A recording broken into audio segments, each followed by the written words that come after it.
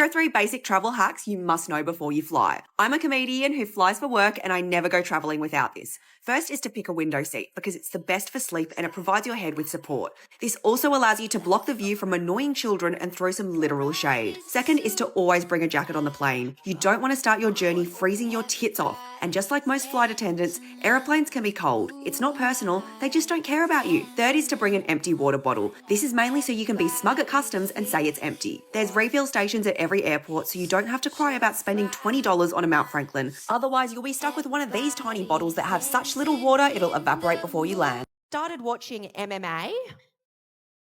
Now, I used to think that MMA was a pointless sport between 2 overly aggressive men. But then I watched a match between an Asian chick and a white chick, and the Asian chick won, and now I love MMA. It's so good seeing an Asian woman in that much power, because you don't see that a lot in the media. Like the last Asian woman that I can think of, pre-Squid Game, is Kim Jong-un's sister. But the thing is, I'm so used to associating Asian women in the media with K-pop, I imagine that's how she gives out her orders. She's just like, death to America.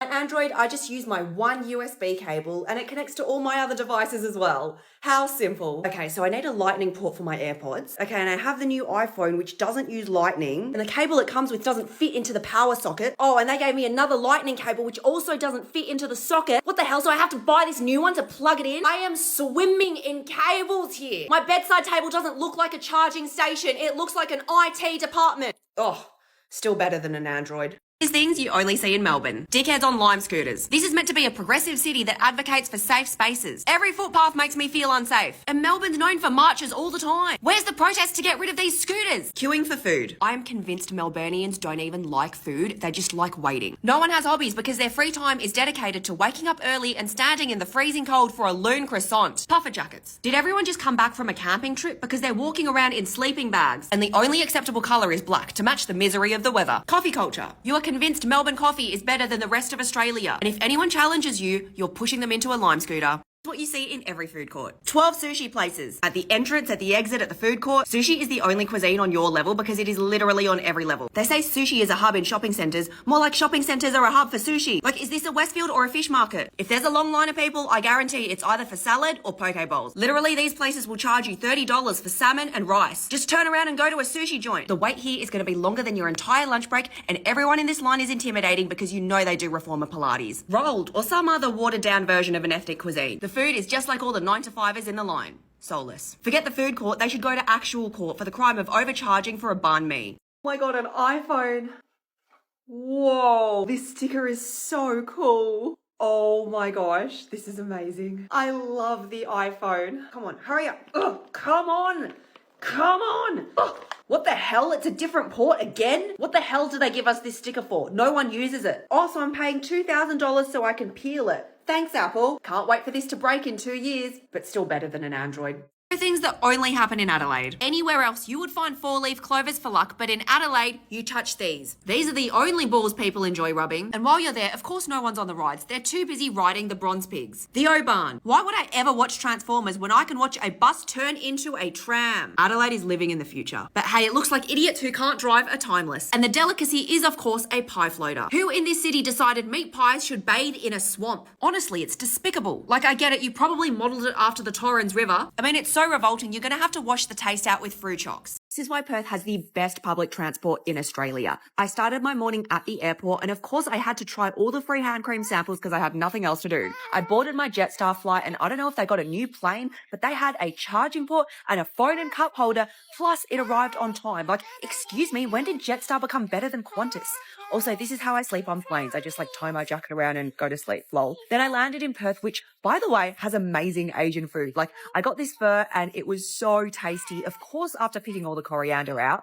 Then I walked around the pleasure garden and picked up my flyers because your girl's doing a show here and she's hustling. Then I bumped into this bus stop, which, oh my God, it was amazing. They tell you exactly when the next bus will arrive. It gives you live updates via this QR code. And if you push this button, it'll read the arrival time out loud, which is really accessible. Plus, it's completely free. Like, what? Then I went to my Airbnb and I dropped my glasses in this little nook because I'm a fucking fool and I had to like fish them out with a coat hanger. Then I learnt the painful lesson that Perth evenings are full of mosquitoes, so I spent the rest of the night with a can of Mortein. Is every gym class summarized? If you want to feel the most amount of pain you'll ever feel in your life, take a Pilates class. I mean, look at this machine. This is not exercise. This is a modern torture device. Step is something you saw on social media and thought looked fun. Now you're in class and it looks like you've never taken a step in your life. Zumba is the class you go to feel humiliated. For some reason, everyone in the class knows the moves and you're lagging behind like a flailing ragdoll. And with yoga, people think you're just posing, but you'll sweat so hard you'll slip off your mat. And half the time they're just naming animals. Downward dog, cat and cow. How about you give me a break and let's do the sloth?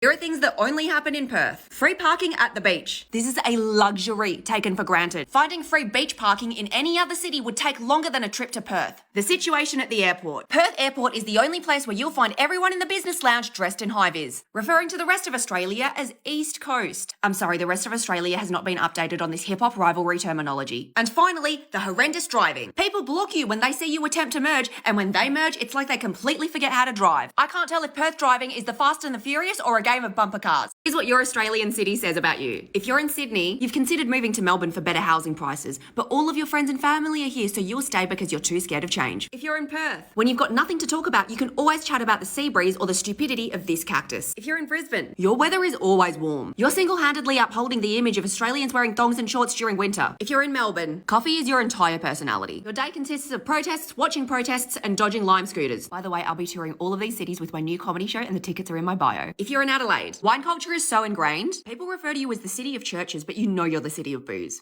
If you're into period dramas and unpredictable plot twists, there's this new SBS on-demand thriller you're going to be obsessed with. The Doll Factory is based on the best-selling book by Elizabeth McNeil, which went viral on TikTok. It's about a girl who works at this doll shop with her twin sister. She secretly wants to be an artist, then stumbles into this painter who's desperate for her to be his next model. But not in a hot, hey, sexy lady, let me paint you way. More in like a, I'm obsessed with you, you must be my queen way. Things get weirder when this taxidermist enters her life and becomes fixated. Does she ditch her sister for a new life? You'll have to find out. All episodes of The Doll Factory are free right now to stream on SBS On Demand. Have you guys ever had that thing where you find someone like so attractive, and they say one thing and it just ruins it all? Like I was speaking to this guy and he was like, I don't mean to brag, but I'm actually an elite athlete. I was like, okay, that's cool. What sport do you play? And he went, I play ultimate frisbee. Yuck.